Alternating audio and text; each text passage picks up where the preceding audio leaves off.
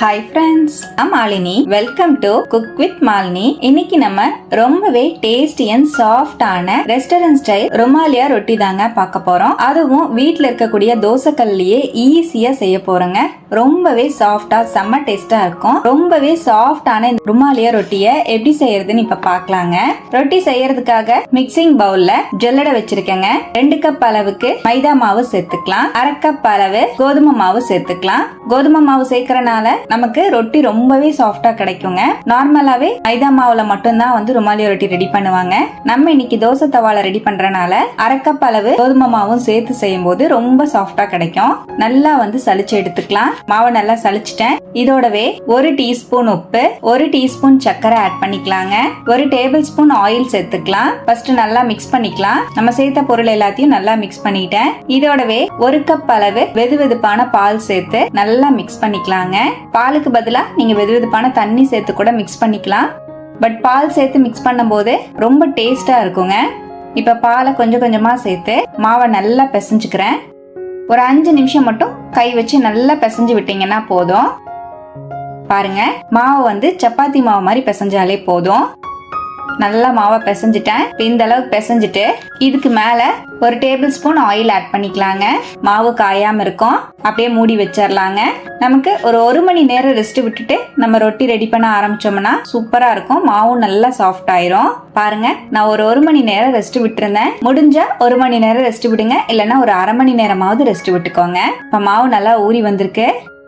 மாவு எந்த அளவு சாஃப்டா இருக்குன்னு பாருங்க. நல்லா ஒரு வாட்டி மாவை பிசைஞ்சுக்கலாம். கை வச்சு நல்லா ஒரு 2 நிமிஷம் நல்லா பிசைஞ்சிட்டேன். இப்ப நம்ம எடுத்திருக்கிற மாவை நான் 2ஆ டிவைட் பண்ணிட்டு தனியா எடுத்துக்கிறேன். குட்டி குட்டி பால்ஸா நம்ம பிரிச்சுக்கலாம். நம்ம சப்பாத்திக்கு தேய்க்கிற மாதிரியே தான் நான் பிரிச்சிருக்கேன். இப்ப பிரிச்ச மாவு எல்லாத்தையுமே அதே பவுல்ல போட்டுட்டு மூடி வச்சிடலாங்க. மாவு காயாம இருக்கும்.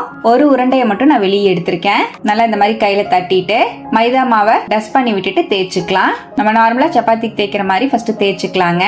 இந்த மாதிரி நல்லா தேய்ச்சிட்டேன். தேய்ச்சிட்டு இப்ப நம்ம தேய்ச்ச மாவை இதை அப்படியே ஒரு பிளேட்டுக்கு நான் மாத்தி வச்சுக்கிறேன். இருக்கட்டும். இதே போல இன்னொரு உருண்டையையும் நம்ம தேய்ச்சிக்கலாம். இதையும் சப்பாத்திக்கு தேய்க்கிற மாதிரி தேய்ச்சிட்டேன். இப்ப இந்த அளவு விரிச்சாலே போதும். இப்ப இதுக்கு மேல 1 டீஸ்பூன் ஆயில் சேர்த்துக்கலாங்க. நல்லா ஸ்ப்ரெட் பண்ணி விட்டுட்டு கொஞ்சமா மைதா மாவு மேல தூவி விட்டுக்கலாம். இப்ப இதுக்கு மேல நம்ம ஃபர்ஸ்ட் தேய்ச்சி வச்சிருக்கிற மாவு மேல வச்சுக்கலாங்க.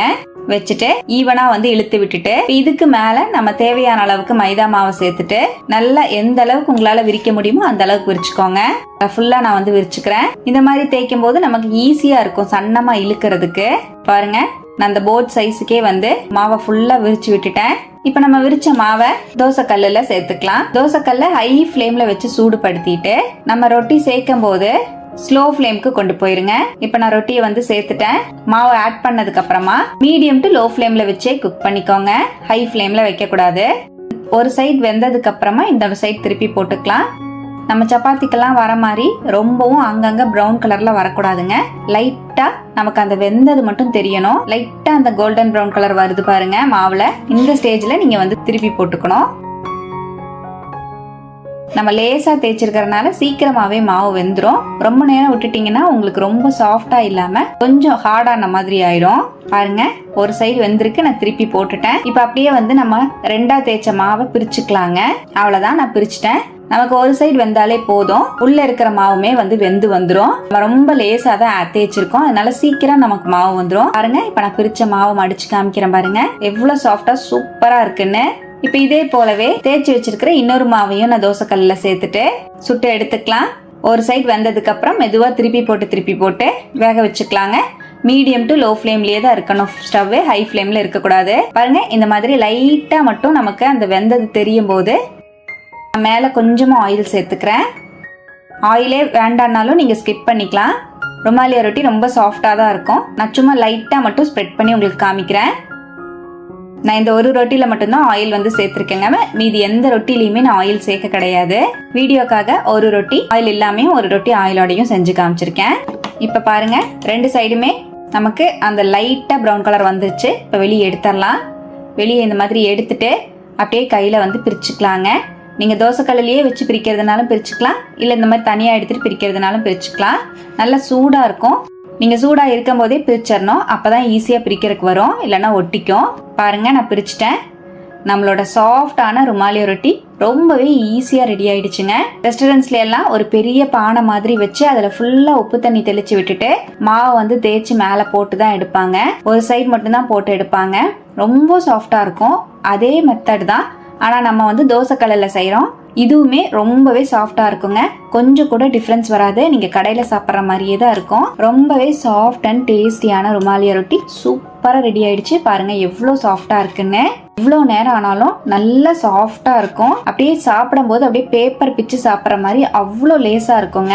ரொம்பவே லேசா டேஸ்டா செம்ம ஈஸியா செஞ்சிடலாம். இதே போல நீங்களும் ரொம்பவே டேஸ்டியான ரெஸ்டாரண்ட் ஸ்டைல் ருமாலியா ரொட்டியை வீட்லயே ஈஸியா செஞ்சு பாருங்க. நான்வெஜ் கிரேவிஸோட வெஜ் கிரேவிஸோட எல்லாம் வச்சு சாப்பிட்டா அல்டிமேட்டா இருக்கும். நான் இன்னைக்கு பொட்டேட்டோ எக் கறியோட வச்சு சர்வ் பண்ணியிருந்தேன். அல்டிமேட்டான டேஸ்ட்ல இருந்தது. பொட்டேட்டோ எக் கறி ரெசிபியும் வீடியோ அப்லோட் பண்ணியிருக்கேன். கண்டிப்பா போடுறேன், செக் பண்ணி பாருங்க. இதே போல நம்மளோட மற்ற ரெசிபிஸ் பார்க்கறதுக்கு நம்ம சேனலை மறக்காம சப்ஸ்கிரைப் பண்ணிக்கோங்க. பக்கத்துல இருக்கிற பெல் ஐக்கானையும் பிரஸ் பண்ணுங்க. லைக் பண்ணுங்க. ஃப்ரெண்ட்ஸ் அண்ட் ஃபேமிலியோட ஷேர் பண்ண மறக்காதீங்க ஃப்ரெண்ட்ஸ். தேங்க்யூ.